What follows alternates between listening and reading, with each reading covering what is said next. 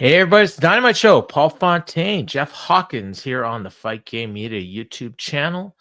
Wednesday night, right after Dynamite, and we should call it Rad, right after Dynamite. Anyways, you might be listening to us on Thursday morning on the Fight Game Media free audio feed. So if you are, thank you for that. Jeff likes my little whatever that was anagram.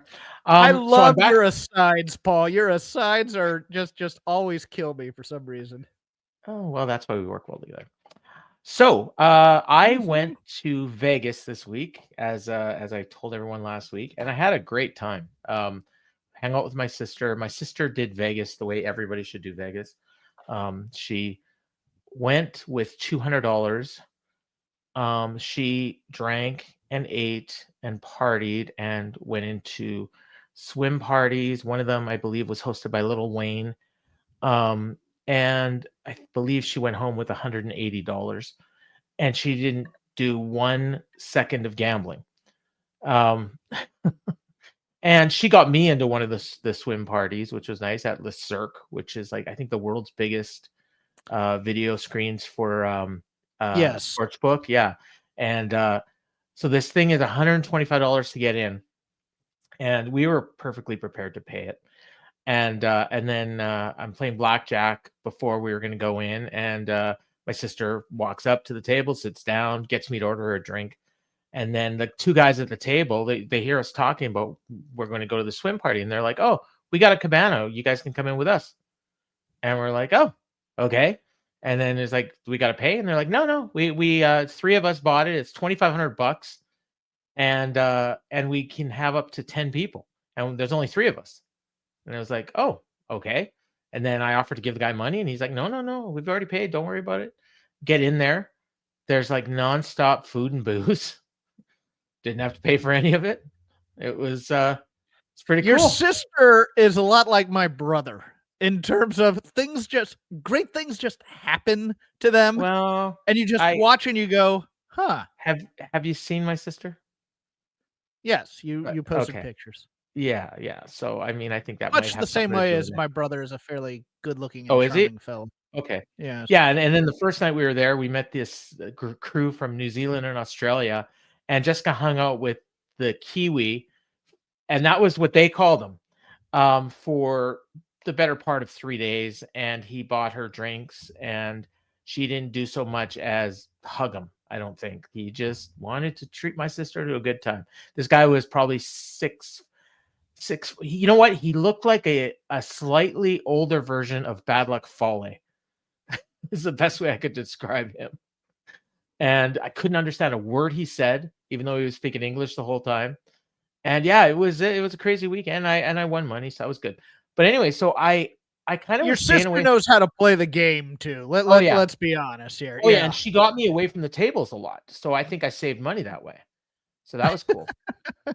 But so I stayed away from wrestling all weekend. I think I watched 2 New Japan matches from the New Japan Cup show, which I still haven't finished. And that's it. So I didn't watch SmackDown, I didn't watch Impact, I didn't watch Raw because I was still there Monday. Didn't watch Collision. And so then I made a comment yesterday in the Discord that like the last AEW program I watched was Dynamite, and all they advertised was Kenny Omega will appear in St. Paul. You remember that? And you thought, oh, yes, he's probably going to be a tape promo, because the last time they said that, he wasn't even there. I didn't say that, but somebody may have said that. I'm almost positive it was you that said that. But anyways, maybe you didn't. I that's how I remembered it. But anyways, it was Alvarez that said it. I don't think it was me, but okay. Oh, maybe. Okay, no, you might be right. I know I heard it. But then everyone was talking about this Kenny Omega Blake Christian match, and I'm like, Kenny Omega and Blake Christian, what? And I'm just, what a waste. But then last week we got Will Ospreay and AR Fox, so it's kind of the same thing. And then I'm like, but other than that, because you guys are talking about it, I have no idea what's on the card. So somebody posts a tweet from AEW that has the whole card listed, and with the comment, this was all announced and set up on Collision. And I'm like, oh, okay, well, I haven't watched Collision yet, so that's on me. So today I had some free time, and I have a decision to make. I normally like to watch things in order. So I had already watched Impact, which was Thursday. Okay. So I've got SmackDown. I still haven't watched, and I still haven't watched it. Or I can watch Collision. They're both 2 hours. Collision, the Saturday or the Sunday one? Oh, well, I'll get to that. So, Okay. So I decided to watch both Collisions. They were on my PVR. I figured I'll be a responsible podcast host. I'll watch Collision, so I'm all caught up. All these matches were all set up. So I watched the show, and they were. You know what they reminded me of was Rampage. They were both like loaded up rampages, is what they reminded me of. And so I'm watching. I'm like, okay. And I saw this card. I didn't remember it. I mean, it's a tweet. It's got like 15 segments. It's not 15. It's probably 10 though. Segments in this tweet. You can't remember any of it. Kenny Omega and Blake Christian's on the top. I know there's a bunch of Callis family members having matches. I don't remember who they're wrestling. There's an MJF is going to respond to MVP. That caught my eye. Swerve is going to call out Jon Moxley. That had me real interested. But I couldn't remember any of the matches. This women's tag match that main evented the show. So I'm watching. I watched the whole first show. They didn't announce a single thing for Dynamite on the first show. Okay, fine. They're busy promoting tomorrow night, which they did. They promoted the matches for tomorrow night. Watched the whole second hour. It was good. It was fine. It was, main event was a lucha match. It was fun. Probably the best match on either show. And then after the pinfall of the lucha match, Tony Schiavone does his best Excalibur impersonation and runs down the entire Dynamite card. There's no way anybody on earth could possibly have written down what he said in the time he said it. So unless you were pausing, they were flashing graphics up on the screen super fast. I was barely paying attention. I caught the women's match. That's literally the only thing out of what he said that I caught. So I went into the Discord and made the comment, stupid me. I decided to watch Collision to see how they set up these matches, and they didn't. And everyone was down my throat. Yeah, Raw doesn't always announce a full lineup. And I'm just like, I've had it. Like they had that opening segment. I haven't seen the quarters for Sunday yet. The opening segment with Adam Cole and Daniel Garcia. 1.3 million people watched that segment. Did they shoot an angle? Did they announce a match? Did they set up anything? No, they had these two boring ass, average looking white guys with average builds having a boring wrestling match for 20 minutes. Yes, I think Craig Proper's story kind of goes on, because it's like the two guys the guys he was watching were saying, these guys are wrestlers? ? Sunday's Collision shouldn't matter, because do you know what time it started? 11:15, right?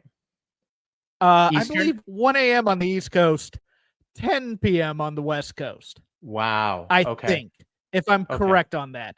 All I know is that the NCAA, in their infinite wisdom, decided that instead of running games all day, we're going to load them up in the PM on a Sunday, which is ridiculous. Yeah, so that happened. Okay, continue. Go ahead. No, I'm my mic is giving me a hard time. Hang on. I just saw that because it just turned off. Well, I'm good. Sorry. Okay. I a little bit of what you said there. I said that. Oh, no. I said that the NCAA, in their infinite wisdom, decided to backload the games on Sunday to run them into the night, as opposed to running them all day during the afternoon, which used to be the joy of the first 2 weekends of the NCAA tournament, was you'd have basketball from noon Eastern all the way to like 10 p.m. Pacific. And now it's, we're going off the air at 10 p.m. Pacific on a weeknight. Okay. You know what the funny thing is, though? The Sunday Collision did better than Saturday. Did it? Yeah. Better and games. The lead-in on Saturday was better than the Sunday lead-in. Oh, was it? So for whatever reason, I guess the Sunday audience held up. But again, like, I didn't see the quarters, but they opened with 1.3 million, and by the last quarter of Saturday, they were down to about 280,000. Well, it's interesting that they think their hook to get new fans in is to watch good wrestling. Yeah. And I don't think that that's the hook of wrestling a lot of times.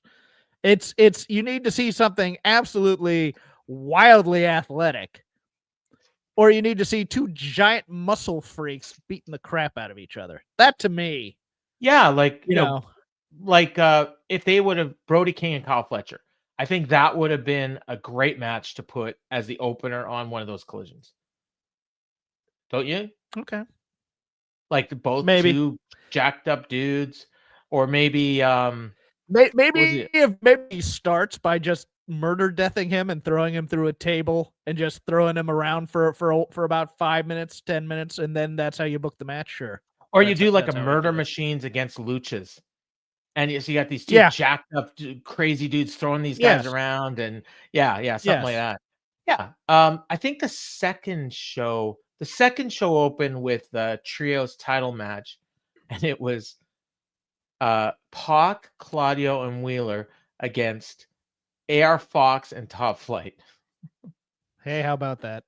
Yeah.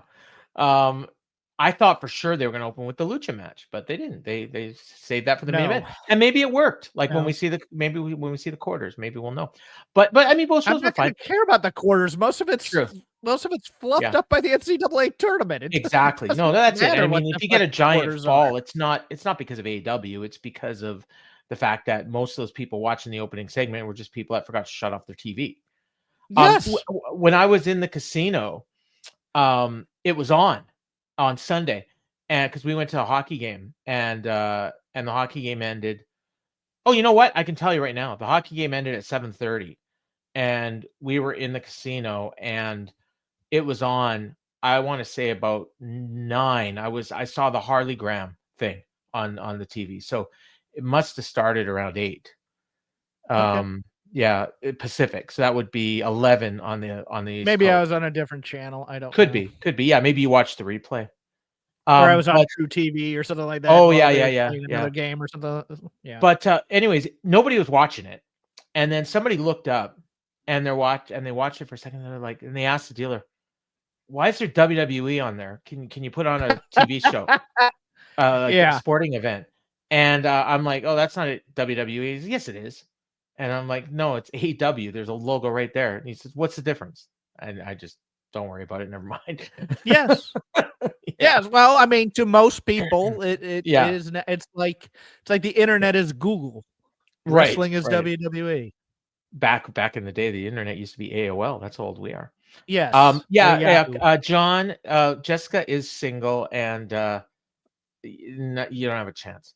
I'll try, but if you got money, she'll give you some attention, but I don't think you're getting anywhere with her. I'm just calling it the way I see it. Don't bury your sister on okay.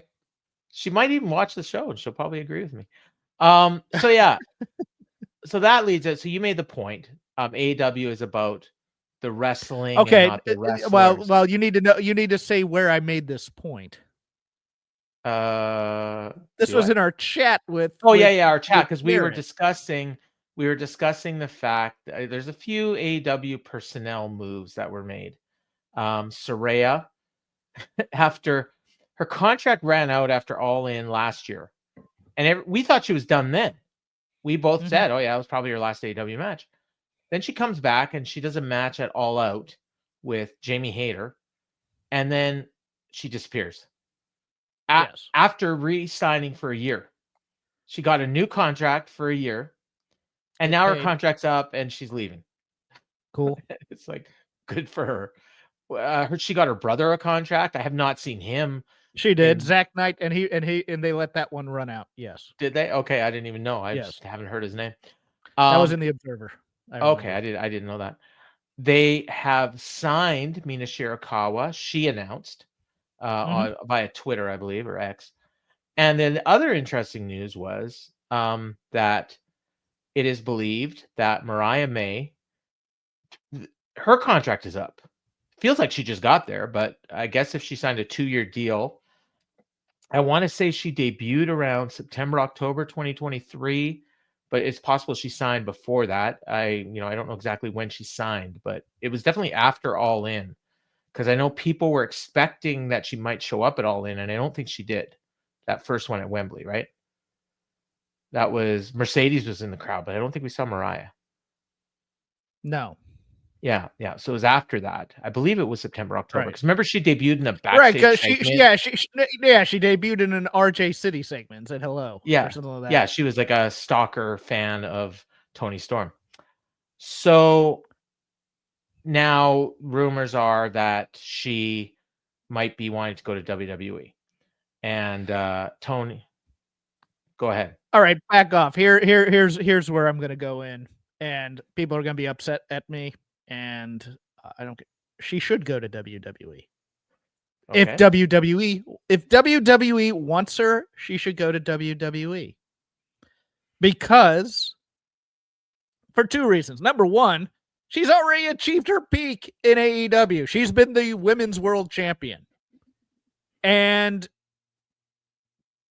as you alluded to, and I cut you off, the wrestling is the biggest star in AEW versus any individual wrestler. And you can't rise above that in Toni's philosophy. And that's a problem. But also, just the very nature of being an artist. If you have not been to WWE and they want you to sign with them, you should try it. You should want to play Carnegie. You should want to be in the major leagues of baseball. It's not that AEW is a bad company. It's not that AEW doesn't pay well.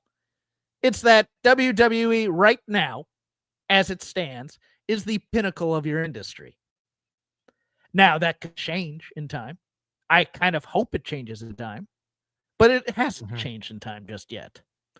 And if you shouldn't have the career you wanted in WWE, if you find that you don't like the system, much like Swerve Strickland found he did not like WWE,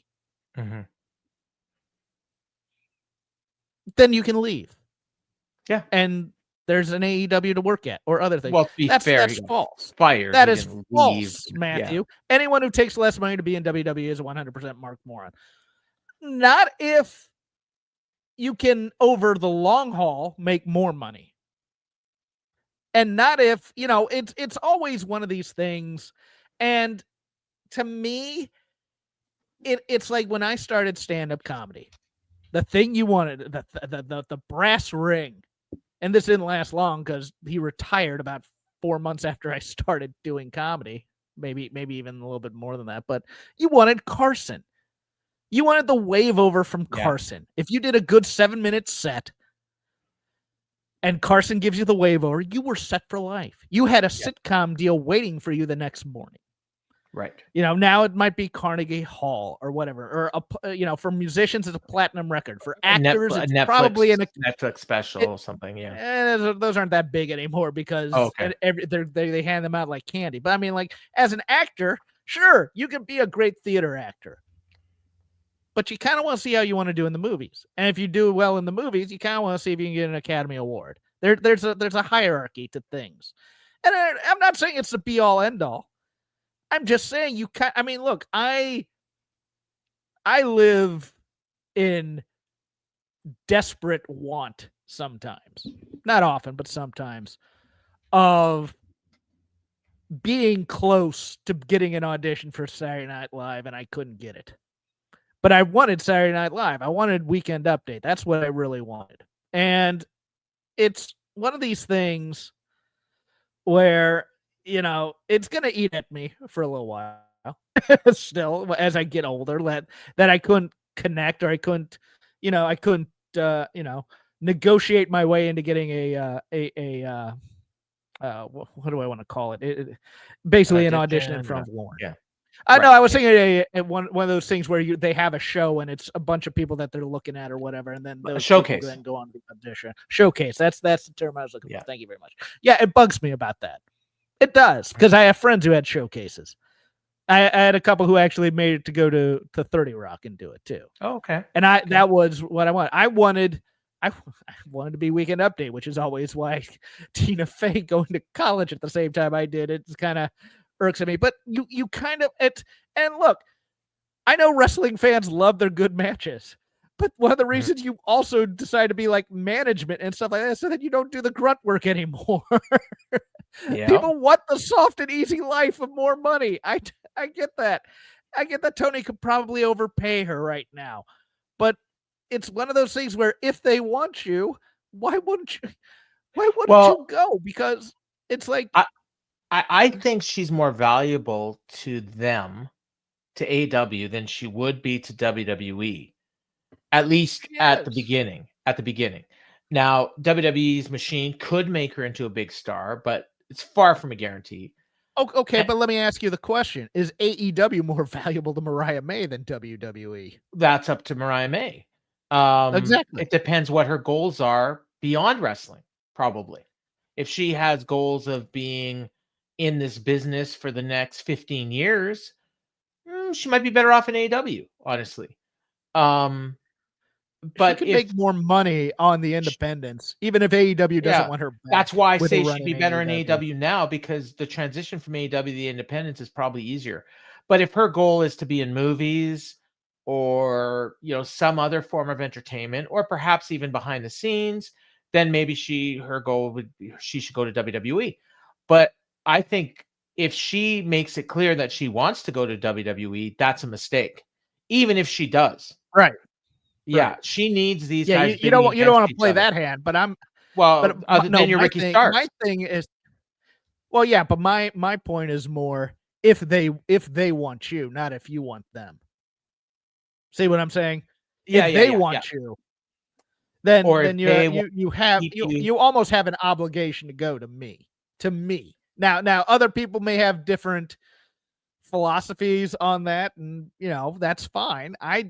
I'm just one of those people where I'm just like, I want to see where I measure up. I'm competitive. I was competitive in school. I wanted to go to the Ivy Leagues when I was a kid. I wanted to see how good I could be. So now when I heard that's a driving factor. So when I heard this news about Mariah, you know what the first thing I thought about? Was the hang on, wait a second. Well, I'll tell you the first time. The first time I thought of. No, the first thing I thought of was the go home promo for Revolution, and I have it here. And I'm going to read it right now. And think about this news, and think about where she might be going as you listen to this. This is Toni Storm. You are nothing without me. That title is nothing without me. You survived me in Australia. There's no surviving me at Revolution. You're proud of me because I'm a sick bitch. Oh, no, wait a minute. No, this is Mariah. Sorry. Toni's line. You do not deserve the dignity of death. I sentence you to a lifetime of mediocrity. You'll be good, but not great. People will like you, but they will not love you. You will dwindle. You will be replaced and forgotten. People will ask, whatever happened to Mariah May? This is what happens when you try and replace God. I'm thinking at that point, Toni Storm probably knew Mariah May was out the door. I remember hearing it. She's doing. No, my joke was the first time Mariah May showed up on AEW that Vince McMahon had someone killed for not being. How'd you let her go? Yeah, because that girl was in his wheelhouse. And it was right around the time where Tiffany Stratton was really starting to come on strong a little bit in NXT type of a thing. And we were doing comparison shopping here. Oh, so sure. I will be fully honest. I looked at them at the time and I thought WWE probably got the better deal. But 2 years later, I was wrong. Like I'm not doing the Dave Meltzer. I'm not doing the Dave Meltzer Ricochet's a can't miss prospect. Okay. I'm not doing that at all. I'm just saying, like, sign for 3 years, see what they do with you, and see what you can become up there. Because AEW is going to be there afterwards too. Yeah. I mean, unless Toni says, I'm going to make you the face of the company. But the problem is, in the women's division, you have Mercedes, who is the face of the company, or who wants to be the face of the company and can't get there. So it's one of those things where I'm not selling my stock in Tiffany. No, that was me. Great. That was me. No, that was me. Oh, you? Oh, okay. Yeah, and no, Transferring Heat says don't sell your stock in Tiffany. She said, no, I'm not. She's fine. She's good. It's like she's got a great career ahead of her. I just think Mariah's better. That's all. Like if I would have to choose between the two of them, I choose Mariah. I think she's a far more complete package. No, but to me, it's like one of those things where it's like, look, I get where some people may be happy in AEW, and there's nothing wrong with that. And there are people who absolutely hated being in the WWE system, especially under Vince. I don't deny them being happy in AEW at all. Toni Storm being one of them. And I am not burying AEW as a failure of a company or whatever these people think I do at times. No, I'm just saying. I want to see if I can play Carnegie. That's all. There was somebody had made a comment about that I thought was appropriate here. I'm just trying to find it. I can't find it. Somebody will bring it up again, but they had commented that. Oh crap! I can't remember. I wish I could remember. Yeah, it doesn't matter. So that's where we are, and the signing of Mina may have some factor into whether or not. Yeah, I'm sure that was there to sweeten her. Yeah, and it's not like Mina's gonna go in there and have bangers necessarily. I mean, she's good. but okay. Oh, I know what it was. This was Jonathan's comment here. Is it an outlier? But isn't Toni Storm the most overacting in the company right now, and it's not due to wrestling? And this goes back to what you're saying, Jeff, originally about how they promote wrestling over the wrestlers. But in this case, it's all about the wrestler, not the wrestling. And Jonathan's correct. It's an outlier. Yeah, it is. It is. I would say Swerve in some ways is more over, even though he's a great wrestler. I think it's his personality more than his wrestling that is why he's as over as he is. Possibly Hangman. I wouldn't disagree with that, or Hangman. Yeah. No. Yeah. Moxley is maybe negatively over because of I think, but I also think that the only two strong championship runs really have been Jericho and I was gonna say somebody else. Oh, Punk. Oh, so, yeah, you didn't like Omega's reign as much as I did, right? No, because I thought I was cosplaying a bad guy. Yeah, okay. Matt's going to argue against that in 2020. That guy's build up on promos this year in a way they did not do last year. You're correct about that. But if you look at the biggest stars in the company, it's more about their wrestling than it is about their promos, except for the ones we mentioned, I believe. Like, so you're talking about Will Ospreay, Kenny Omega. Let me get in here. Let me get in here, Paul, because it's not that they're not improving. They're improving on that. That's the whole point. Yeah. But it's going to take a while for them to learn that it's the communication stuff and it's these types of promos and stuff that's going to eventually make the guys that you like who are really good wrestlers be bigger stars, as I like to say, and I've been consistent on this. You make money with your mouth. And they're doing a better job. Don't get me wrong about that. For the most part. But right now, there's nobody that rises that it's like, I'm tuning in because this guy's cutting a promo this week, and I can't wait for it. There's nobody there yet. And there's also the fact that you had this show tonight, which I will say flat out, and we're going to review it in a second. I thought it was an excellent show. I thought it had good wrestling. It built up the pay-per-view. It had some great promo segments. It had some storyline continuation. It pretty much everything I'm looking for in a wrestling show. But I will say that if you looked at this lineup, and I mentioned at the top of the show, Tony Schiavone blurted this lineup out with 15 seconds left on Collision on probably the lowest rated segment of the show. And that was their build. And I would have been way more interested in the matches on this show if they'd actually done angles, done promos, anything to build up these matches rather than just announce them. And I think Tony Khan thinks all I got to do is say Brody King is going to wrestle Kyle Fletcher and my fan base is going to get excited. And yes, he's true in his hardcore fans, the thickos, but it's not going to appeal to the casual fan that makes a difference between 600,000 and 800,000 or a 0.15 and a 0.20. That you got to actually do some work. Last week did a good rating because they built that card up. They had a world title match. They had I think every match in that card was built up and had a storyline behind it. This week, every match on the show were just random matches that were thrown together. They did have, they all made sense. They all kind of continued storylines that are going on, but they didn't even try to explain these matches. They just put them out there. It was like, here comes Brody King. Oh, here comes Kyle Fletcher. Oh, they're having a match. Okay, great. So, I mean, it's a good show, but I would have cared a lot more about the matches. When I looked at that lineup, everything on that show, the thing I was most excited about was Swerve Strickland calls out Jon Moxley, because that's an ongoing storyline. I know Swerve Strickland cuts a great promo. I want to see what Jon Moxley's going to say to him. Maybe they're going to get physical. I was most interested in that segment out of everything on the show. People look at that. Oh, what do you mean? Brody King's wrestling, Kyle Fletcher's wrestling, Konosuke, Takeshita, Mark Briscoe, like Kenny Omega and Blake Christian. Fuck off. Blake Christian's on. How can you miss that? Yeah, Vanilla Baby. I don't even know what that means. Lady B told me, well, it's because he looks like Jack Harlow, and Jack Harlow has the words Vanilla Baby in one of his songs.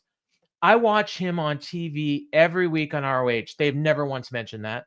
They don't call him Vanilla Baby. It's just on his Titantron or his Contron. And they don't even bother explaining it. They call him All Heartbreak Christian, even though it says Vanilla Baby on his Tron. And we're supposed to know. I don't know.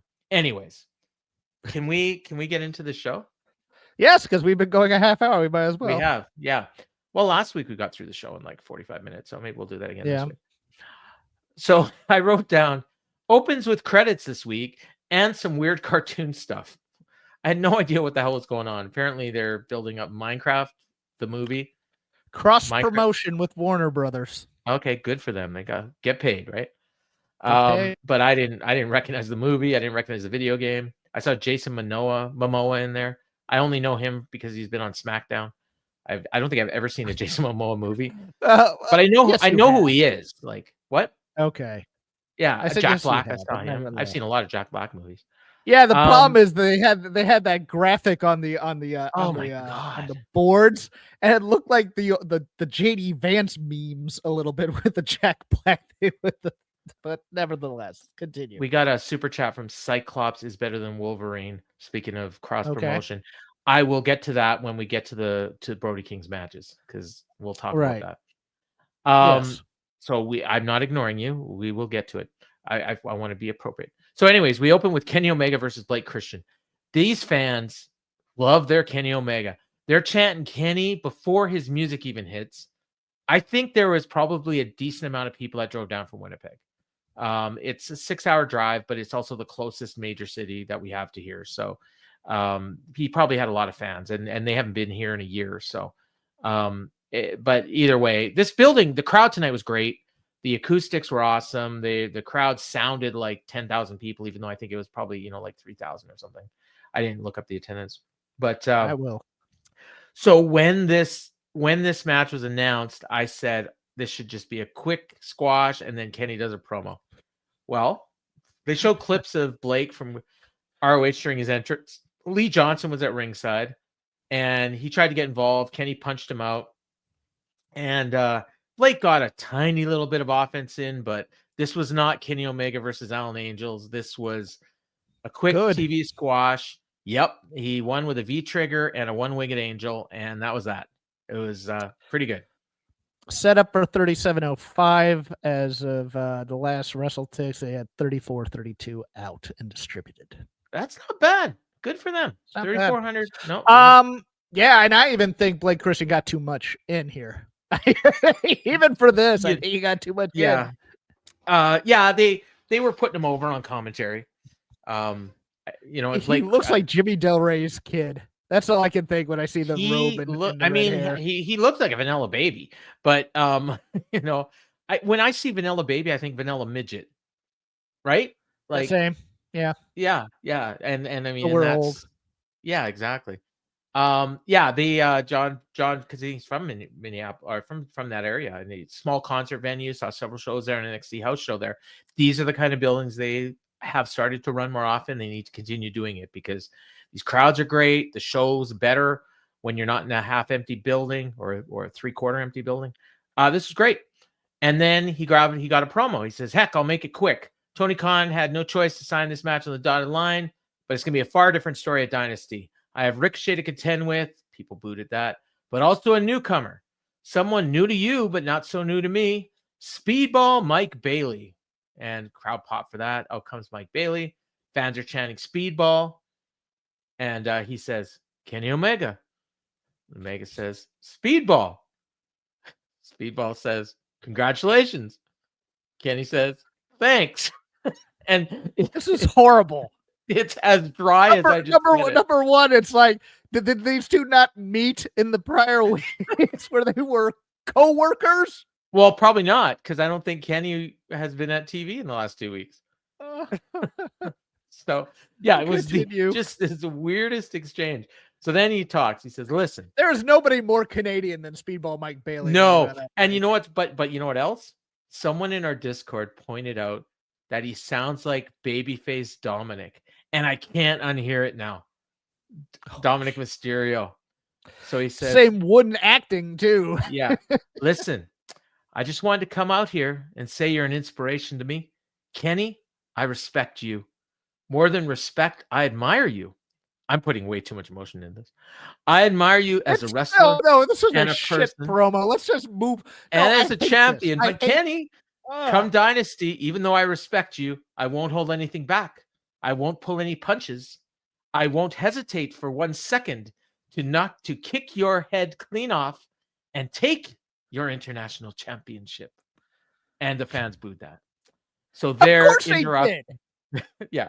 They're interrupted by Ricochet. Ricochet is dressed like an usher. And apparently it's his wedding day. No, we didn't get Samantha on screen.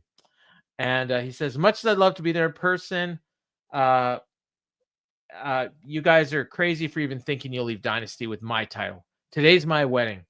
I'm dressed for the best day of my life. The best day of my life, that is, until April 6th, when I show everyone why Ricochet is out of this world. So winning this stupid title is going to mean more to get married to Samantha Irvin? I don't know. Says, let me pause you right there. Number one, it looks like they're in the San Fernando Valley in Southern California. That looked like Burbank to me because of the hills and the trees and stuff like that. And it makes sense to me because there's nothing more Southern California than getting married on a random Wednesday afternoon. Yeah. With all the rates are cheap. All his best friends in WWE there probably. At somebody's house, you know. Yeah. Yeah. So he says, at Dynasty, I'm going to beat you, cornball. That was a good line. And you, great. The former best bout machine. So continue to argue amongst yourselves about the inevitable. After April 6th or 5th, whatever day it is, Ricochet leaves Dynasty with both the girl and the gold. Aha! So he's gone. And then Kenny says, not so fast, Ricochet. And then he looks at the screen. He's like, oh, he's gone. He's the best. He says, congratulations are in order, but make no mistake about it. Just like Ricochet said, it's not about making friends. I have a cat. I don't need any more. And as good as a guy you might be, and as big of a piece of garbage Ricochet is, trust me, you aren't my comrade. He's talking to Speedball. When it comes to wrestling, there's only one thing I have time for, only one thing I have room for, and that's my legacy. So you and Ricochet at Dynasty are just another step to me solidifying my legacy. Oh, and by the way, welcome to AEW. And then he does his catchphrase. Good night, goodbye, good bang. The crowd chanted with his catchphrase like nobody else has in AEW once. So despite, or maybe even in some ways because of the awkwardness of Speedball and Kenny in their exchange, I love this opening segment. Like, I just thought it was perfect. Okay. Yeah. I thought, and then Speedball just standing there. Yeah. Like a dork. Yeah. As Kenny said this. And I have an issue. I have a bit of an issue with Kenny's promos because they sound, and this might be the Canadianness, so don't get me wrong, but they sound almost passive aggressive at times. And you're just kinda, he's a dick. You know, well, yeah, exactly. As a baby face. And you're like, all right, dude. But it's like being the dick translates into just the most basic. Hey, I'm here to do a pro. You know, Toni signed this match. I knew I had to take it. Now I'm here to cut a promo. Yeah, you might as well have just said that. So we'll make the match quick. I want Speedball to kick his head off. That's what I want. Oh no. He respects him too much. I know. I hate those promos too. The way Speedball talks, though, he has to like he every hard syllable he has to double hit it. Don't you know? He needs a Fargo. Yeah, gimmick or something. No, but you're an inspiration to me, Kenny. I respect you. Yeah, more than respect. Yeah, it's like Captain Canada, Speedball Mike Bailey. Yeah. And then we got another Canadian cutting a promo. They showed a video package from Collision, and this little girl flipping off Chris Jericho was great. I somehow missed this on Collision when I was watching it. And it was great, and his reaction was awesome. And then he says, last Sunday on Collision, I had Gravity's mask taken from us, but that's okay. I think it's time for all the masks to be removed. So it's time to address some ugly truths. You two, he's talking to Bill and Brian Keith now. You two have been under the branches of the learning tree for too long. Why do I have to keep telling you to prove yourselves? I'm sick of asking. Is it worthy to still be with Chris Jericho? Go prove yourselves to me. Once again, for the last time, prove it. And neither one of them say anything, and they just walk away in disgrace. And then he talks to the camera again. And Bandito, you got your brother's mask back, but it's not Gravity's mask I want. I want you to feel the humiliation and disgrace that he felt. So why would you put up your mask? I know you want to be ROH champion again. Your title versus your mask. Is it worth making your mother cry again when you lose your mask? I think it is. So see you at Dynasty. That was a good promo. Yeah. I'm surprised they're doing the match at Dynasty and not at Supercard of Honor, which they just announced, but whatever. Doesn't matter, I guess. It's interesting that it was like title as opposed to hair for me, but maybe that's next. I think Bandito's losing the mask. Really? Oh no, I think he's winning the title, but maybe then Chris Jericho puts up his hair. Okay, and that could be. Maybe he gets shaved. Maybe that's at Supercard of Honor. That'd be cool. Or maybe he just wins the title back. Yeah, just wins the title back. So we go to MJF promo. He comes out. He says, much like Michael Jackson's legacy. What did I screwed up when I wrote it down. He basically shat on Prince and Michael Jackson's better. People booed. He says, my words are more important than everyone watching on their cheap TV sets, and damn sure more important than each and every one of yours. This crowd hated him, and he was just playing into it. I said, let's play a game. Okay, Minnesota? You're going to shut the hell up. You think you can pull that off? Nah, of course not. So now, MVP, I've been looking at this card you gave me for 2 weeks straight, and I'd like us to have a little chat so I can give you my answer. So come out here and let's talk, boss. So out comes MVP. And he says, there's one thing we can agree on, MVP. You're a legend in this sport of professional wrestling. By the way, is that a new cane? It's gorgeous. Gorgeous cane. Now, Montel, I got to tell you, after everything that's transpired between you and me and Adam Cole, I promised that I'd never do this friends thing again. So I've known you a long time. When you clock in, you don't do friends, you do business. Well, I've made a decision. I'd like to be in the business of hurting people. He smiles, crowd pops, he extends his hand. Before MVP can shake his hand, Hurt Business music hits. And out comes Lashley and Benjamin. Bobby steps up to him, gives his belt to MVP. Bobby extends his hand, and MJF's going to shake his hand, and Bobby shakes his head. And he's like, no, give me the card. And MJF gives it to him. He looks back at Lashley looks back at Shelton. Shelton shakes his head. Bobby rips up the card, and he puts up his fist. And then MVP gets in between, and he says, we're cool. Alberto, we're cool, man. This brother's cool, man. And MJF backs off, says, we'll talk. Crowd's booing. Bobby takes his belt back, and MVP just says to him, you should always trust me.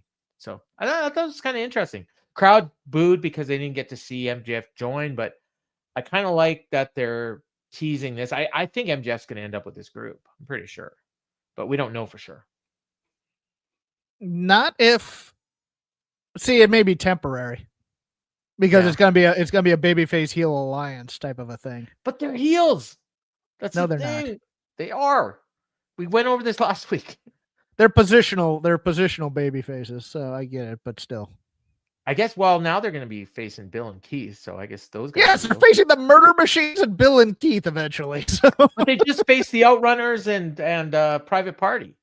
And Look. I understand your logic here. Hey, maybe Top Flight's going to beat Bill and Keith, and then they're going to face Top Flight.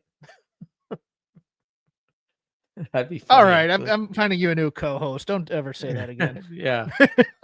So they left this open-ended. I like this a lot, though. I like MVP and I like MJF quite a bit. And they didn't go too long, which I like too. Mm-hmm. Yep. So MJF leaves, and out comes Brian Keith and Big Bill, and Brian Keith has a mic, and he's not doing stupid catchphrases. He says, I guess it's true. Hurt people do in fact hurt people. But don't worry, we ain't here to join your stupid group therapy session. We got real things to attend to. And MVP says, Bill, get your bitch on a leash and let the men talk. And Bill says, I see you guys stand in the ring with them tag team titles, but I don't see a challenger. MVP very quickly has the best line I've heard all year in professional wrestling. He says, me neither. That was so perfect. And he says, let me tell you something, MVP. You want to run your mouth? Come out here with your cane and your business card. Are you American Psycho or are you? And I didn't catch the reference that he said. I wrote down Pit Boy Slim, but that can't be right. But then he says, are you a psycho or are you a pimp? And MVP says, well, I'm a little of both. And Bill says, well, all I see is a chump. And you, my friend, are the MVP. You're the MVP of being their bitch. And Iceberg says, Slim was Iceberg Slim. Okay. Is he a pimp? Yes. Okay. Yes. And MVP says, we already decided who the bitch was. And then Bill says, I was once a tag team champion and I was never pinned or submitted for those titles. My partner got pinned by Sting. And then Sting ran off and retired before granting us a rematch. So we need to prove ourselves to Chris Jericho. I'm going to take my rematch, and we're going to take those titles. And MVP says, since you and your girlfriend want a title, I don't know why Brian Keith is catching all these strays, but I'll give you an opportunity. Why don't you win a match, and then we'll give you an opportunity to see us for the titles. So that was that. They got to win a match, just like Outrunners did. I have a theory about this promo. Okay. And that was in the Hurt Business. Okay, sure. Yeah. But that's not the point of the promo. Okay. I think Big Bill had outlined this, and he was going to get the bitch word in there. And I think MVP went into business for himself a little bit here. I do. I think that and yeah, stole the moment. That the reaction to Bill and Keith. Bill was flustered more than once. The thing you loved, I think, while funny, absolutely destroyed the scene. Yeah. Yeah. Because I think he was supposed to stand there and take that, and MVP decided, no, I wouldn't do that in real life. So I'm going to cut. And Bill thought that the promo was supposed to go another way. And so when Bill said bitch, it had already been said 3 times, I think, it had been said once. And then MVP had also absolutely gotten Bill off of his rhythm. And I'm wondering if there were words after this promo backstage about what they did. I'm sure Bill probably just took it and, kept quiet. He knows how to play the game. My feeling is that MVP kind of went into business for himself there. If it was anybody, and Jericho's going to go up to MVP and talk. They have their own history there. Yeah, no, that's not going to happen either. That might be a stray for Jericho too. Yeah. So there's a couple comments here but MVP commented on that and said that we hashed things out when I joined and we're good now. We're just going to do business. Yeah. There's a couple good comments here I want to highlight. I put them up on the screen, but I'll read them for the audio listeners. I've been looking at them. Matt said that Bill versus MVP felt real, like an 80s wrestling TV back and forth. I like that MVP was eating him up and Bill had to stand up for himself. Transferring heat counters. MVP. Hold on. Yes. Transferring heat. MVP pulled a Charlotte Flair, ate Big Bill and Brian. Exactly what it was. Yeah. Yes. And if you don't know that reference, Charlotte and Tiffany Flair have been having these sit downs, and Tiffany's been sticking to the script, and Charlotte's been free balling. And that must have been Friday because I didn't see it. I didn't see. No, that's what happened Friday. Yeah, no, that happened Friday. Okay. It's one of these things where she kind of free agented there on in a scripted promo, and yeah, to me, and left Tiffany to fend for herself. Yeah, look, if we want to do that, everybody has to be on the same page of hey, let's go into hey, let's act like it's a real argument. We saw this before with Edge and Ricky Starks, and that didn't end well. Yes. Called him a banana nose or something. Oh yeah, so oh my god, took everything you got. You ripped off everything from The Rock. That wasn't good. Yeah. Renee was with Toni and Thunder Rosa. Oh my god. So she said they're teaming for the first time in 3 years. And Toni says, yes, we were so young and unafraid. Nothing's changed. Thunder Rosa looks at her like, you've changed. You have a butler now. Last time we worked together, you knocked me out. And Toni says, we all make mistakes in the heat of passion. And Thunder says, I want what I never lost. Then Toni says, Megan Bayne and Penelope Ford, you two slop-tards, are about to get double teamed like you've never dreamed. And then Thunder Rosa said, yes, tonight the games are over. We fight. Tonight you meet the team of, and Toni says, Thunder Tits. Thunder's, no, Thunderstorm. And she's like wearing the Thunderstorm shirt from when they teamed. She's wearing the shirt. Yeah. And Toni says, strap yourselves in, girls. You're in for a bumpy night. I'll never get the appeal of Toni Storm. She did a promo on Collision where all she did was swear. Like, it was... I don't know. But it's over as hell, so I gotta give her credit. Mm-hmm. Yeah. The Rock did pie eating jokes. True. I guess I like The Rock better. But when he did, like, some of the stuff I didn't like. But it was also like, I don't know. It's not that she's a woman. It's not that. I don't think I'd like this if Brian Keith was doing it, for instance. And I like Brian Keith. Anyways. Then we got Brody King versus Kyle Fletcher, and the mood of this show changed. Oh my god. So they basically went out there and just beat the shit out of each other for, I don't know how long this was. They went through 2 commercial breaks. The crowd was interesting. They were really behind Brody King. They didn't like Kyle Fletcher. They didn't like Don Callis. They were chanting fuck Don Callis all the time. A lot of let's go Brody, fuck him up Brody. But they just went back and forth. Brody took most of this match. He got to do a ton of things. And I mean, I just wrote down a million different moves. Like I said, they went through 2 commercial breaks. It probably went like 17, 18 minutes. It was basically a pay-per-view match. Like if it had no commercials, like it would have been like, it's not quite match of the year quality, but somebody, it might've been Matt, called it one of the best TV matches he's ever seen. I wouldn't go that far, but it was really damn good. Like it was right up there with the best matches on that NXT show a couple weeks ago that I really liked.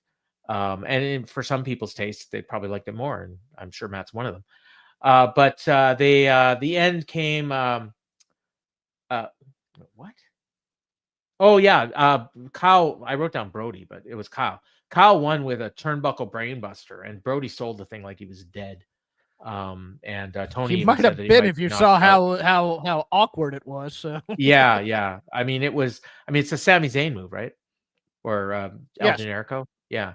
And the funny thing is, like, I don't know if I missed some of that feud, but I didn't recognize the move. And then a lot of people have been doing it lately, but. A great match. He pulled it out during the Osprey match, or at least the build up to it, as I recall. Yeah. Matt brings up his style of match, so that's why I'm saying, like, for his style, like, and everybody's got their style that they like, and I love this match. Don't get me wrong. Like I said, I gave it 4.5 stars. I thought it was great. What do you think? Yeah, didn't seem like the kind of match you'd like as much, but. It was a long match to get to a Mark Davis interference. That's true. Yeah, Mark Davis did get involved, and they've completely dropped the whole thing about him not wanting to be in the Callis family. I'll go back to our super chat now. Cyclops Better than Wolverine. He asked, "Does Brody King ever actually win?" and that's an issue on Collision, yes, not on Dynamite. I saw. Last win was December on Dynamite. I saw people saying that Brody King, they should build company around him, or that he should be a top of the card guy. I can't remember the exact wording, but I mean, I think like that's a possibility. But the problem is that I think his lot is already cast. Like he's been around for what, 3 years, 4 years now, and this is the position he's in. You'd have to absolutely scrub this presentation and rebuild him from scratch and with a different form, and he'd have to cut different types of promos or have a manager. I mean, if you wanted to build him into a monster heel or something like that, like a Sid or a because I don't know if he could cut those kind of promos. Like I've heard his promos. No. His promos work for the character he's playing. Like he could be a tag team champion 100%, absolutely. Like him and Buddy would be great tag teams. He could win like the TNT title for sure. I mean, he could go out there on Collision and beat Daniel Garcia in 5 minutes. Like that would be believable, and I mean, and if they wanted to do something with him, they could. Yeah, but that also, I mean, the way to build them would be to not have good matches. Right. and it goes back to the point. I mean, it's one of those things why they gave up on Wardlow and why they gave up on Hobbs originally. That first. Now let me ask you this. Do they use him better or worse than WWE used Luke Harper? And I know that's a different guy, but I have a point. No, but that's a good corollary. Yeah, they use him just about the same. Right, and it's not like I'm saying he should get out of there. If he likes working there, he should stay there. He has good matches, he enjoys himself, but his upward mobility is like nothing. Like that's the problem. Agree. And he's right where he should be. Yeah, and maybe if he went to WWE, they'd do something different with him. But maybe if he likes what he's doing, he'd be somebody's heavy. Yeah, and probably win a lot of squash matches and then lose the big match. But he wouldn't have if he got over, like let's say, like Luke Harper did that match with Donovan Dijak that, was great at WrestleMania weekend, and it basically ended his WWE career because Vince saw it and said, no, I don't like that. I'm not using him anymore. If he did that now, he might actually get booked more. Like that. Well, okay, but Dijak goes out when he's in NXT and has like 30-second to 90-second matches against guys, and then it builds up to whatever he's doing. I think Brody King comes out and has 15-minute, 3.5-star matches with people. Yeah, or there's no aura. There's no aura to Brody King. He's a big guy who moves very well. Yeah, and that's the Luke Harper thing too. Yeah. They're very similar, but I do think that he is very over with this crowd, and he's in a good place. Yeah. I just don't think he's, a future main event or anything, but he's a great guy to have a match with a top guy. He's if they pushed him right. Yeah. Exactly. Which is always the problem. Yeah. And I guess, like you take 6 months and not just if they pushed him, if they pushed him correctly. Yeah. Yes, exactly. It's a thing of presentation. I don't care about his match quality. If you're pushing him as a monster, I want to see him kill people. And then we can get to a match against somebody else and he can have a good match. Yeah, exactly. But right now you're wasting the mystery. And we'll get to that a little bit later on somebody else on this show. All right. So Mark Davis came out after the match, shook Kyle's hand. Callus's cut, I noticed here, was healed. Did you notice that? His cut is healed. Yeah. We have to watch for that next time. If it's back on, I think it might be fake. So Kyle was putting the boots to Brody after the match. Davis joined in. Out comes Powerhouse Hobbs to make the save, which leads into their match, I guess, I wrote. And I did notice that Hobbs entered through the crowd because his music hit. And so Davis and Fletcher were watching the ramp waiting for him. And meanwhile, he came in from behind. So he got the jump on them. So smart dude. Did you notice the security guy? Oh, yes. I'm getting to that. So they go to break and they said, well, when we come back, I guess we're going to get this match. And so they come back and Hobbs is like fighting off Kyle and Brody. Brody closed on him over the top rope. The match hasn't started yet. Hobbs is in the ring. Oh no, this was before the break. Okay. That all happened before the break. So they come back from break and we've got tons of security out there and they're trying to separate them. I have no idea why. This is where, I'll get to Von Wagner in a second. But this is where I thought they would have been better off not announcing this match ahead of time. Do you agree?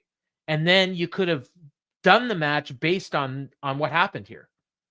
Like these guys got in a brawl, and then Tony Khan just said, "Hey, let's have a match." Where having an on-screen authority figure can actually make some use. So you had Chris Daniels out there; he could have just made the match. Get a referee out here. Let's do the match. But whatever, they didn't do that.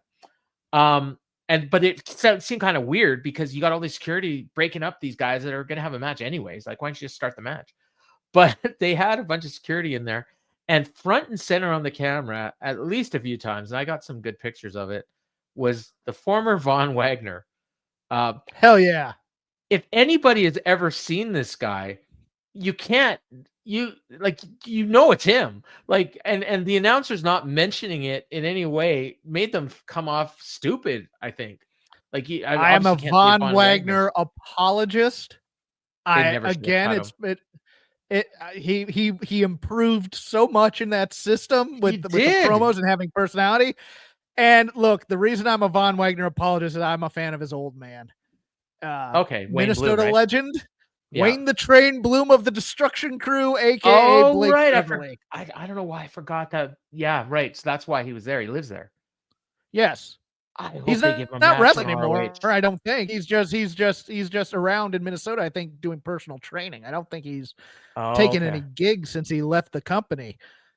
But boy, my caption for that photo of Von Wagner next to Will Hobbs was Minnesota Wrecking Crew 3. Let's do this. Yes. There were people, and I guess this shows that probably they didn't watch NXT at the time, but there were people in our Discord that didn't recognize him or didn't see him. People that knew who he was, but somehow missed him. I don't know how you watch that segment and you know who Von Wagner is and you didn't see him. Like, I know Matt says, "Oh, that name sounds familiar." Like, he said that in the Discord, but he doesn't watch NXT, so he wouldn't know what the guy looks like. Okay, yeah. And I posted a picture, and they said, "Oh yeah, that's him."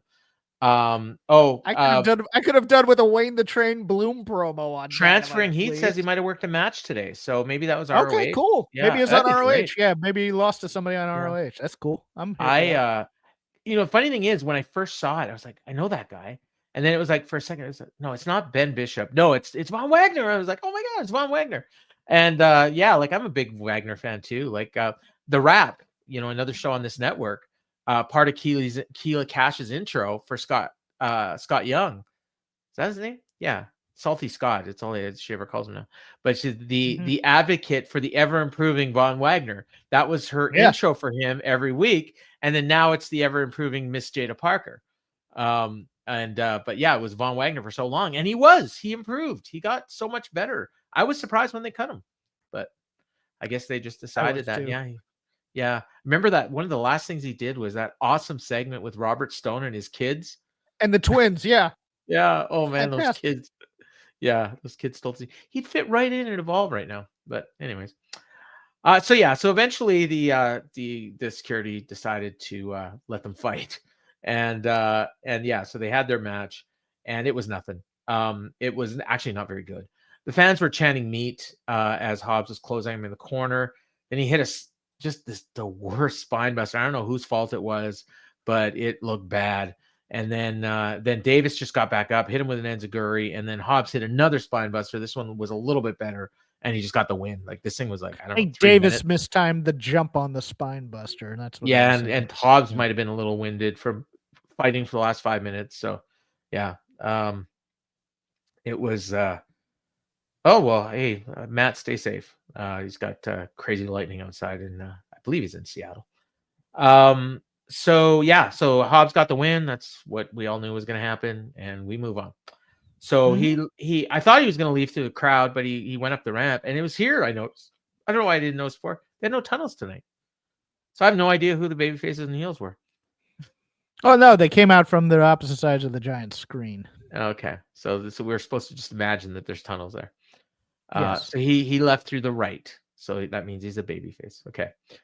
Then we go backstage to Lexi with the patriarchy, and I'm sorry, until I see anything, I'm not buying this shit. But she says there's been a shift in your attitude as of late. You cost Cope the world title match. What's going on? And he says, things are starting to make sense to me. Why Christian Cage did what he did at Revolution. Well, as for last Wednesday, when everyone's on the same page, I showed you how to properly, and I repeat, properly execute a plan. And then he walks away. And Shayna, she's standing there with Lexi, and she looks at Kip. Kip looks at her. She walks away the same direction as Nick left. And Kip just stood there with his arms crossed. It's a little awkward, but whatever. It was fine. We're supposed to believe that that Christian's gonna. He's not splitting with Christian. No, it's gonna be the double turn of FTR on Edge, and it's gonna be Kip and Nick turning on Christian. No doubt. Yeah, and they're going to turn Christian baby. Oh, maybe. Yeah, maybe they turn Christian baby. Well, that's how Christian and Cope get together, because all their friends have turned on them, or all their allies, and they only have each other. So you think FTR is turning heel? Yeah. Yeah, it's pretty clear Cash was overcompensating in that interview later. Yes. Yeah. He's not the best actor. So then we go to Renee with Hangman, and she says, "Last week you entered the Owen. Sorry, Cash. He's the winner challenges for the title at All In, and we are in the Twin Cities." I wrote down, I don't know why I said that, but why they said that, but then Swerve interrupts before Hangman can get a word in, and he says, "Did I hear you say you're going to get involved in my title match?" And I'm like, I didn't hear that, but I think he's referring to last week. I'm not sure. And then he says the word of the day, "Bitch, did I stutter?" And they start to get into a brawl. Nana shows up and breaks it up, and that's that. So I guess no. Hangman alluded last week to it'll never be over between Swerve and I said I was never going to let him have the title, and right, so but Swerve. But he also said that I'm done focusing on other people. I'm going to focus on myself. Doesn't matter. You can take that personally. I'll allow it. Okay. All right.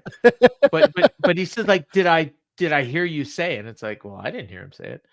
I wonder if he was supposed to say it and he didn't get a chance to because Swerve interrupted. That's actually a good point, Paul. Oh, yeah. I think that might be what happened. But anyways, the apology. It was scripted to go down that way, and we don't have any continuity. So yes, yeah. He said but I did like the segment. Other than that, I thought it was very believable.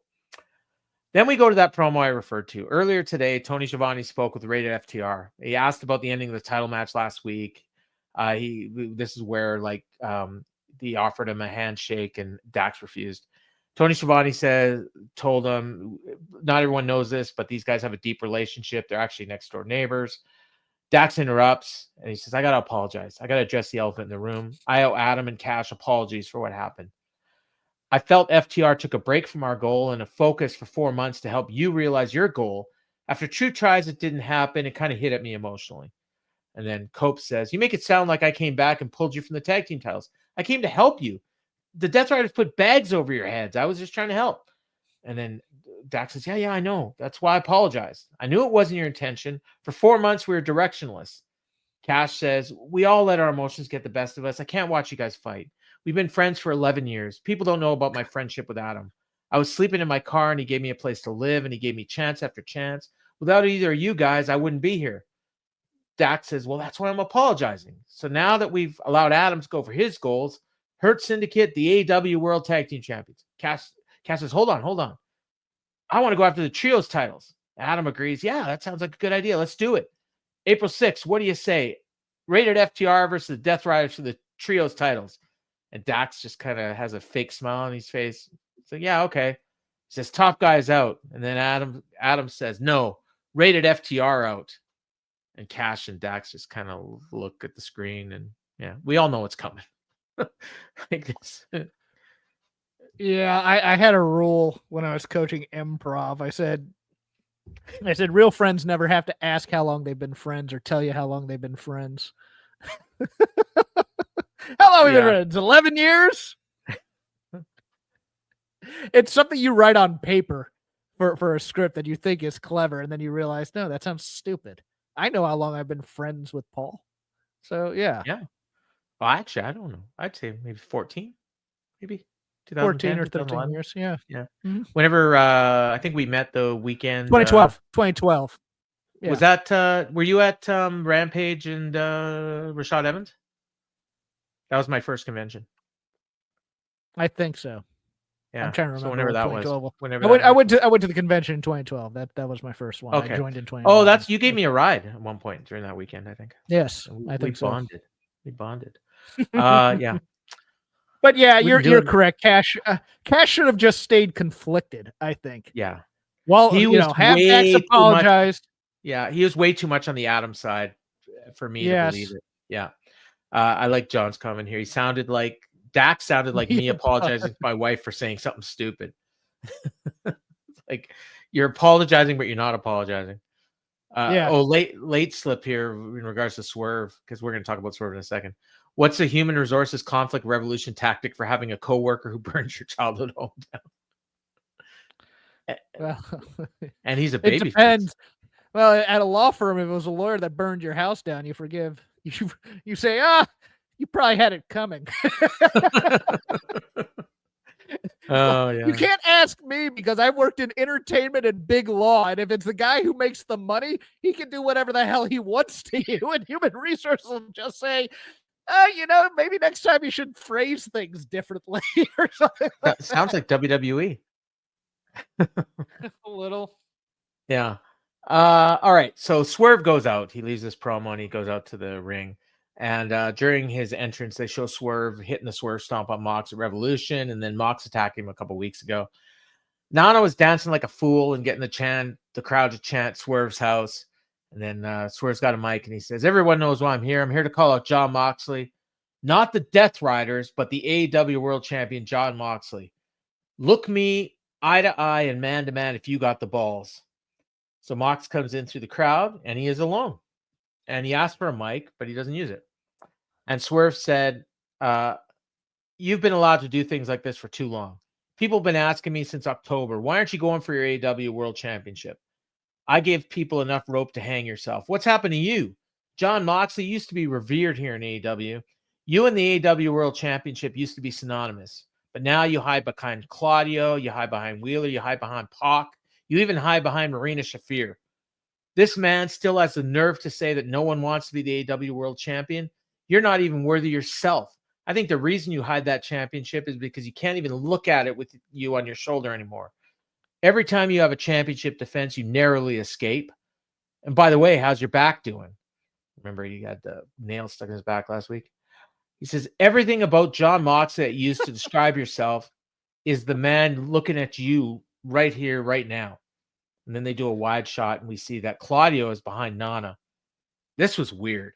So he can't see Claudio behind him, but in the ring, Moxley sees it, and Swerve's got his back, so he doesn't see it. But then he turns around and he can see it, but Nana's still there, acting like he doesn't know that Claudio's behind him. It was very odd. And this was like I think it was supposed to let on. I think it was supposed to be that Nana knew he was there, and it was just kind of he was no selling it kind of a thing. Remember, Claudio used to be a member of the embassy, so Nana knows when Claudio's standing behind him. Yeah, he could smell that cologne. Yes. Yeah. So. Yeah. Okay. Well, before you go into the rest of the promo, let's just start with that Swerve part right there, because I thought the delivery was great. It's one of these things where the material of the promo and Moxley's reaction don't go together here, and it's throwing off the vibe of the promo, because Swerve comes out there and says, "Oh, you have to hide behind all these guys." And Moxley's kind of just standing there mugging a little bit, like going, "I'm not hiding behind anybody right now, but we have to then accept what Swerve is saying as a fact." And it's almost kind of like you kind of want him to kind of pull an MVP here and go, "I'm not right now. My back's fine." That kind of thing, and do that call and response. So while I liked the delivery, the material failed Swerve here in terms of the promo for me. Actually, Matt has a similar comment. He said Swerve in the first half was the 2024 self, trying to remember his lines and being nervous. But on the comeback, he turned the passion on and hit the ball. Passion is better than content every time.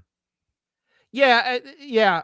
Emotion will carry you further than your words. That's a lesson that I've always taught, and it's one of those things. One of the exercises. I'll tell you about this off the air with who I did this with, but I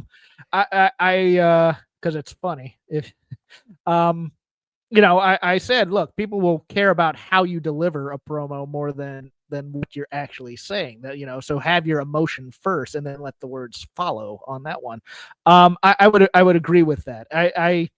And it's one of these things where this is a very expository promo too from Swerve. It's you and the title are synonymous. People used to, it's kind of like he's trying to coax him back into being a babyface. And look, Moxley's gone right now. Treat him as he is right now, as the character in this world, not as the avatar that he should be or whatever. And you'd be far more gracious. It's like, to me, I want Swerve, and it got to that eventually, but I want Swerve to say, have you seen how sick I am and what I did with Hangman Page? I'm going to do the same thing to you. That's all you have to, and then you build the promo from there. That's the point of the promo. I got nothing to add there. So Mox answered. He says, okay, we're chilling. That all sounded great, but this isn't about me. It's about you. You versus you. Swerve versus Swerve at Dynasty. Who are you really? What are you really? I know. I listen. I watch. I see. I know exactly what you are. And I know what you can be. I've had some high hopes for you, but I've been disappointed before. So on April 5th, I will give you the chance to be everything you can be. Ask yourself one question. How far am I willing to go? Not tonight, not April 5th, but every day. When it's cold and dark and the world is beating you down, you got no friends, and you got the weight of the entire world on yourself, will you endure? Will you take others with you? You aren't what you think you are. You haven't suffered enough yet. My sport has been taken over by billionaires and by kids who see the world through an Instagram filter. Guys like you make me think everything I put my mind, body, and soul through is for a reason. I got to give it. I ain't going to give it to you. I don't care what a punk ass organization this is. How far are you willing to go? I'm willing to go the whole way right now. Shouldn't be a problem for you. You're the most dangerous man in AEW, right? And as he's talking, Marina comes in from behind Swerve, and Swerve doesn't even blink an eye. Let's pause here to take in what Moxley's part of the promo was. All right. Because what's the one thing on Swerve you could attack if you actually believe in Moxley's worldview here? That he's playing a character. Swerve, he's not. No. Swerve's rap career. You're more concerned with being a rapper than you are with being a wrestler sometimes. A music mogul. Remember, that's your whole character here. This is the mogul embassy type of a thing, Or I could bring up Nana dancing and drinking coffee and all that shit. Yes, you have all that at your disposal here, and instead you're doing some esoteric monologue about fighting for the soul of wrestling, which is also kind of what your former Shield compatriot's doing on the other channel, as he did this Monday or on Friday, or I forget what it was, but he's like, he said something effective. You don't understand how dangerous Punk is to this business. I was like, no, that's not what you know. No. This is the point I was actually going to make earlier, and Matt brought it up. Something I used to hate about WWE, guys staring at their opponent, waiting for their turn to speak. It did get into that a little bit, where it's your turn to speak. Now I'm just going to stand here. Are you listening? Or are you waiting to talk? I mean, at least with the MVP, if you want to counterbalance it with the MVP thing, MVP was listening to what Bill was saying. Yeah, and MJF too. Yeah, and just wasn't allowing him to talk. No, that was not your turn, my turn. This is my segment, and you can maybe try to get some words in. Yeah, I have more bass in my voice, so my microphone work will come over much better than yours, and it's going to overpower you right now. Marina was holding a crowbar, but Willow shows up with a lead pipe, and they just kind of stare down and kind of cancel each other out. They didn't really do anything. I liked this. I really liked this. Yeah. And then Swerve says, "What's wrong, John? Finally facing off with someone smarter than you? Boy, I'm violent. You bled pints, I bled buckets. You've been in Texas death matches, I've won them. In Philadelphia in 11 days, I take back that AEW World Championship, and I lead the Dynasty era. When I do that, have fun continuing to play Jon Moxley on TV." And that line was a line that Jon Moxley, as Dean Ambrose, used on John Cena in 2016, which Sean Ross Sapp and Denise Salcedo and a few other people pointed out on X. If I'm producing this segment, I start with that part of Swerve's promo. Okay. When Moxley comes in, I start talking about the how's your back? You think you did that? And then that'll give him the momentum to get through the rest of the promo. For me, because he nailed the landing, but he was locked in right there. If you watch him, he was locked in because that sounded like, okay, this is me talking, and this is what I think, and this is my character, and I know what I'm doing, and so I'm going in there with you. But I did like, and for me, as much as I like the aftermath of this, I would have really loved if Moxley just smirked when Willow was there to put the kibosh on his plan and just kind of backed off and walked away. Just well played, and just walked away. And then Claudio could have just dropped Nana. Claudio could have saved himself a lot of grief. Yeah. So Mox drops his mic and they get in each other's faces. Marina finally backs off. Mox leaves the ring, but Marina pulled Willow. Actually, no, I think it was the other way. Yeah, no, Marina pulled Willow off the apron, started beating on her, but then Willow made a comeback, drove her into the barricade. Claudio comes in, pulls Marina off. Nana was trying to get Willow out of there, but she keeps fighting, and Marina eventually got away, left with Claudio and Mox, and Swerve was just I've seen Claudio on basically a guy like Claudio on Hollywood Boulevard for years on Saturday or Friday nights. Their drunken girlfriend who wants to fight. That's what it was. And crap. I'm watching this. And I'm like, okay, we've been building to this Willow Marina match for, I think it's been 6 months. Because they first interacted a long time ago. It was like a backstage segment, and I'm like, they're never going to wrestle. Thing, right? I'm thinking they're never going to wrestle, and then later on they announced a mixed tag for next week, so we're going to finally see Marina wrestle for the first time since she joined the Dick Riders. So yeah, it's going to be good. Toni. Yeah. Right. So they tell us that Katsuyori Shibata has commandeered a camera.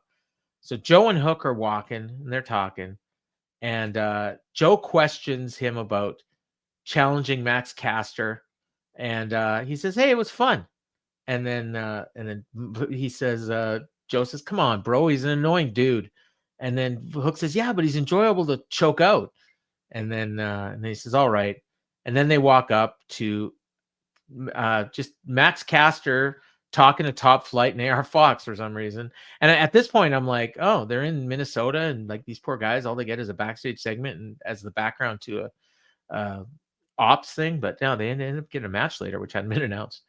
And Max says, "My former partner's doing dick all right now." And he's like, "Hey, Shibata, what's up?" and then Joe choked him out from behind. And then he looks over at Hook and he's like, "Yeah, that was cool. That was all right." And then he's like, "Hey, what's up, hometown boys? What's good?" And then Hook says, "To the death." And then Shibata uses his translator to see. I see what you did right there. This is cute. I enjoyed Max Caster deconstructing his chant. Yeah, how it's really getting over. That's the most obnoxious part of him to me, and I love it. But I am not a fan of super happy fun time Joe. Okay. I like my Samoa Joe angry, but I get it. It's fun. It's fine.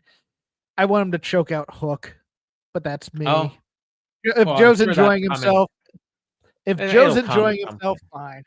Yeah. He's a guy. Yeah. He's a guy you can flip the switch on at any time and he'll be fine. So yeah. My favorite part of this was when he looked at What's Shibata up, hometown boys? Well, that was good, but when he looked at Shibata and said, "Hey, Shibata, what's up?" Like he's all happy. He's about to get murdered, and you knew, like you saw this coming a mile away, but he didn't. So that was even better. Well, but that's the best part of the Caster thing is it should be obvious to anybody if Shibata's in the area, the rest of the ops are probably following suit, and it's like the dumb chick in the horror movie. Yeah. You know, like, hey, and where why is that Anthony blood Bowen? Dripping from the ceiling? He's working out in Sherman Oaks with me on Monday. That's what he was doing. Well, on Collision, he said that he's gone from the company and he's never going to be back. So that's usually cue for he's going to be here next week. But right, yeah. Renee was backstage with Jay White. She says, last time we spoke, you took an interest in Will Ospreay entering the Owen. You got history with both him and Hangman Page. And he says, those are some big names. Ospreay, Hangman. Well, let's add Jay White. I'm officially entering. Last year's Owens Cup didn't go so well for me. I lost and I was injured for 3 months. But this year, I'm going to win the cup and once again have a shot at the AEW World Championship. If Hangman or the Billy Goat are lucky enough to collide with the Switchblade, the results can be different this time. And then he calls out one of the original Collision Cowboys to step up and state your case to the Switchblade, which was weird because they ended up making a match with him and Kevin Knight. So I don't think Kevin Knight was an original Collision Cowboy, but maybe my memory is failing me. I don't know. But Jay White said a lot of words here, and I missed half of them, and it's possible I might have got the promo wrong. But it's fine. Well, and then he ends with his own gun symbol, and he comes off as department store Kenny, which is a problem. Guns up, yeah. So now we got Hangman, Ospreay, and Jay White in the Owen, and we don't even know when it starts, but big guns are signing up for this thing. I'm gonna look up the original episode of Collision to see who it could possibly be. Yeah, on there. Okay, so here's the lineup for the original Collision. Luchasaurus defeated Wardlow with Christian Cage. Andrade defeated Buddy Matthews. I remember that match. It was awesome.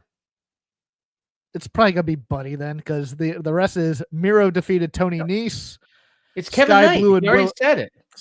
Well, no, I mean afterwards. The person who's going to answer when Jay White was doing that. Sky Blue and Willow Nightingale defeated the Outcasts, and CM Punk and FTR defeated Samoa Joe, Jay White, and Juice Robinson. Could be Joe. Could be Juice. Could be Juice. Oh, God, Jay White, Juice Robinson feud. That Wardlow match, I think that was a title change. Yeah, singles match for the AEW TNT title. Yeah. Good memory. Yeah, I remember all that. I remember that freaking Andrade match was. Well, my answer is going to be Buddy Matthews is going to come out and challenge Jay White. Yeah, probably that could be, or maybe he's going to join the Owen so he can lose in the first round. Top Flight is out for an unannounced match. They got AR Fox with them, and their opponents are Alex Findlay and Devo Knight. They showed Big Bill and Brian Keith watching. Darius Martin worked. What? This was Timu Top Flight. Yeah, totally. Devo Knight, Darius Martin worked basically the whole match. The jobbers were tagging in and out. They got brief comeback, very brief, but it was basically just Darius doing a bunch of moves. It went a little too long. Then they announced during this match that on Collision we're going to get Top Flight against Brian Keith and Big Bill. And Darius hit a small drop. Go ahead. Sorry. Dante hit a splash for the win. That's it. I was going to say, one of those guys' penises probably no longer works after that Manhattan drop or whatever. Yeah. Oh Good Lord, that thing did not go off well. Dante splashed like he almost hit the roof. Like he jumped high. Yeah. But it was, it's very Montez Ford. Yeah. I'm surprised they didn't announce this match ahead of time, but whatever. It's not like it matters. Draw those 5 viewers.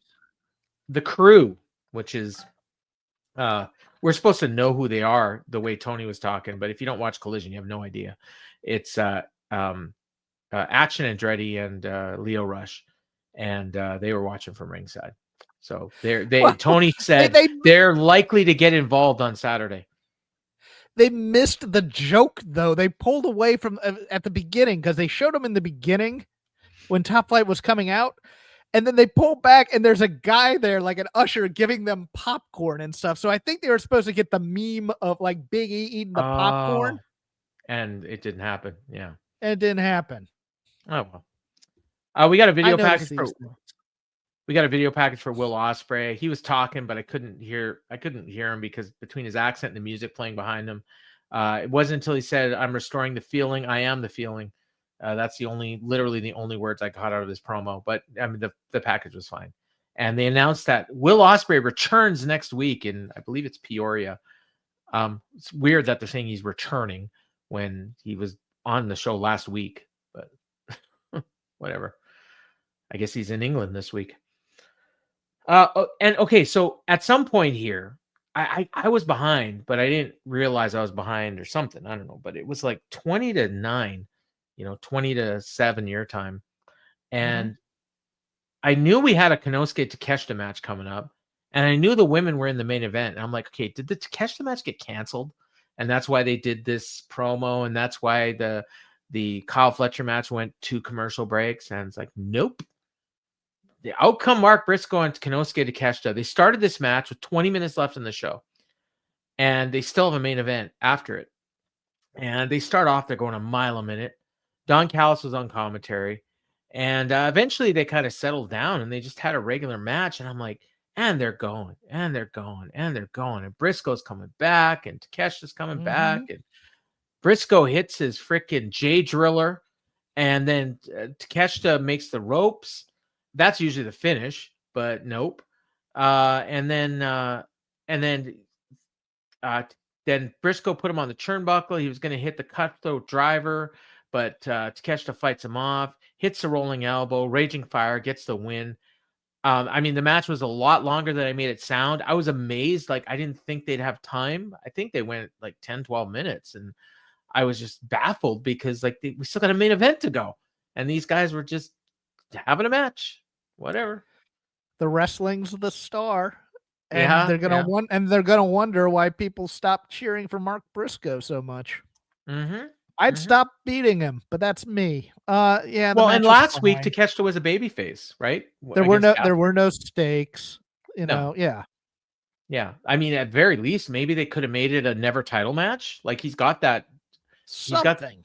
But give me a reason why you're beating Mark Briscoe in this long of a match. Yeah, and I mean, there's a story you could have told, like maybe Takeshita's beat up from wrestling, at the pay-per-view, and then you're again last week, like, they could have told that story, but they didn't. So, I mean, that kind of told that story in the Kyle Fletcher match, that he was beat up from the Will Ospreay match, and that's why he was having such a hard time with Brody King. They did kind of tell that story. Not well, but this is basically a 50-50 match, and then then it went for a long time. Okay, great. It did. And they killed Briscoe's finisher. All right. We got a Death Riders promo backstage. It was it was mainly Wheeler talking. He said rated FTR wants to Wheeler and this stupid bowl cut. Good God, they made it even more of a at least they cut it. Now you can see his eyes. No, you can't. They bowl cut it right below his eyes.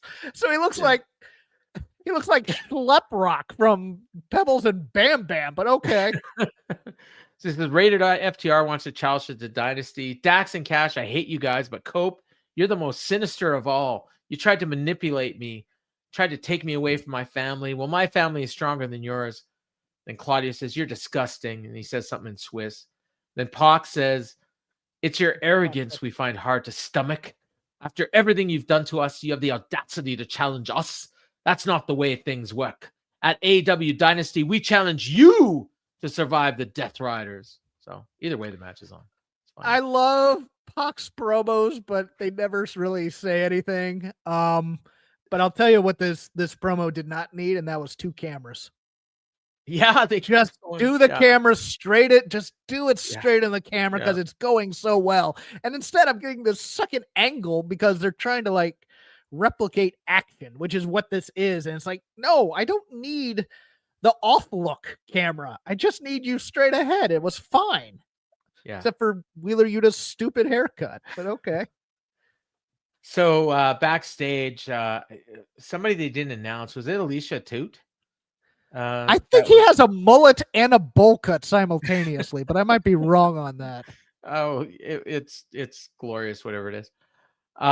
So backstage, some interview person was with the Hurt Syndicate. I think it was Alicia Toot, but they didn't announce it, and she hasn't been around long enough for me to recognize her. Either her or Arcada or whatever her name is. Oh, it could have been Arcadia. Yeah, it could have been whatever her name is, Arcady something. But anyway, she asked Hurt Syndicate about MJF, and Bobby, he's mad because he says you gave us the week off, but then you went out and tried to recruit this dude, and he can't be trusted. And MVP says, yeah, you earned the week off, but my business never stops, and I was doing business. And he says, yeah, he's reprehensible, but he said that's good for our business. So, but let's not talk about MJF right now. Let's talk about Big Bill and Brian Keith, because we got business ahead or something. So that was that. Just a little bit of a follow-up. I like that. It's funny that this is the one angle that they talk about like multiple times on the show. And I've always said, like, when something happens and then they tell you about it again later, that's the cue that it's important. And this is the only angle on the show that they reference multiple times. I think that's MVP. Well, but they're also doing the same angle with FTR and Cope and with the Patriarchy, probably, because I think MJF and the Hurt Syndicate end up on the same page. Oh, I do too. Yeah. Okay. And I think the idea is to try to get the Hurt Syndicate booed, like, somehow. Like, I think MJF's going to kill the Young Bucks then. Yeah. Well, except they're heels. They ran away like bitches. There's that word again. So Bayne and Ford against Thunder Rosa and Toni Storm. That's our main event. So the women are main eventing second week in a row. They announced Jay White and Kevin Knight on Collision. Apparently they announced more matches, but like what happened was during the intros, I went to take a piss, and when I came back, he was announcing matches. So if there was other matches announced, I missed it, and I wasn't going to rewind because I didn't want to be late for the show. And next week we're going to get the Mixed Tornado Tag on Dynamite. I think that's the only thing announced. Mox and Marina against Willow and Swerve, and Will Ospreay returns. So I don't know if he's wrestling. I guess we'll find out on X. So the match started with 4 minutes left in the hour. It was a decent match. Okay, I'm just going to cut to the chase because we're running low on time. I thought this match was booked perfectly. Did you? Okay. Yes, I did. Because Megan Bayne looked like a monster. Toni was trying to hit moves on her and they were working, but she was no selling a lot of it. Then at one point she hit her Sweet Cheeks music, and now she's got a heart on her ass when she does it. I think that's new. I've never seen it before. And then Megan Bayne just got up and no-sold it, and then she went for a move on Toni, laid out her partner by mistake, and then she just came back and hit her finisher and pinned Toni Storm clean as a whistle, middle of the ring. Perfect way to build up a title challenger on the pay-per-view. Number one, Megan Bayne continues to look like money to me. She is gorgeous and built and has presence, and she's tan. And I just go, that's who I want towards the top of my card right there. I actually think she sold too much for this Toni Rosa team. I would have had her run like a hot knife through butter through Rosa and possibly even Toni. Like Toni got a few trips in and got those moves. I wouldn't have given her that at all. I would have had Megan Bayne Megan Bayne's going 50-50 with somebody the size of Chris Statlander. That's cool. Toni Storm's a little smaller. I would have had just that first meeting be nothing but Megan Bayne, and then Toni Storm being, you don't have to do the whole I don't know if I can beat her type thing, but you at least, they did the correct response in terms of she's in shock, but I even think Megan Bayne had far too much showing ass to Toni's offense here. No offense. She sold a lot, but the stuff outside and stuff like that, I think she got too much offense in. I understand the point, and I somewhat agree. They started this match with 4 minutes left in the hour. Would have been kind of cool if Megan Bayne just ran roughshod and actually finished it at 9 o'clock. Yeah. Yes. And then, but then you know what happens, right? Sam Shipman shows her stopwatch and 4 minutes of women's wrestling. Yeah. No offense to Sam. I love Sam. No. We say that lovingly because we know that she lives rent free in Toni's head too. Yes. But also they were giving the Thunderstorm. They were trying to say that these two can work as a team, which is nice, and I get that part of it. The only downside was Thunder Rosa desperately trying to get Thunder Tits over, and the commentary was just going, "We're not saying this on TV." And a fan had a Thunder Tits sign in the front row, And someone in our Discord said, "Oh, that fan came prepared." It's like, no, that fan made the sign after the promo.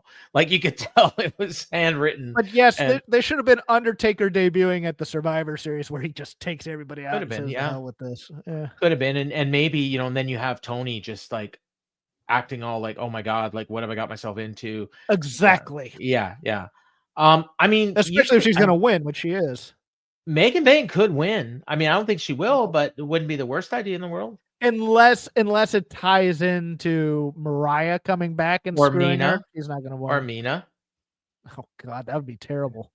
Yeah, I mean, Mariah coming back could work too. Yeah, that could be a swerve. Everyone was swerved. Y'all thought I was leaving, and then she leaves anyways in 2 months.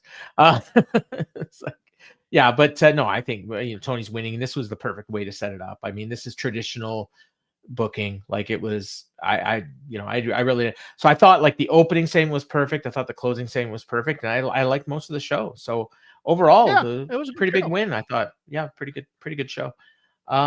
Yeah, so we went over. That was pretty much it. We have the go home show next week. Typically, this week is usually the better week than the go home show. But the last few pay-per-views, they've actually had a good go home show. So I hope next week is gonna be good. Oh, Matt, I've made this point. I think I said this on the show. Maybe you didn't hear it the week I did, or maybe it was on the Discord or whatever. But I've been banging this drum for a while. Mercedes and Toni. In fact, I think we clipped that for yeah, because I said Mercedes should go over Toni. Yeah, Mercedes and Toni. I think they're gonna headline a pay-per-view. I don't think it's gonna be All In. Could be Full Gear. Could be All Out. Those are both big shows, but I do think All In's gonna be Mercedes and Athena. I think so. Yeah, I mean, or unless they're going to do that earlier. I mean, I think Sean maybe said it could happen before.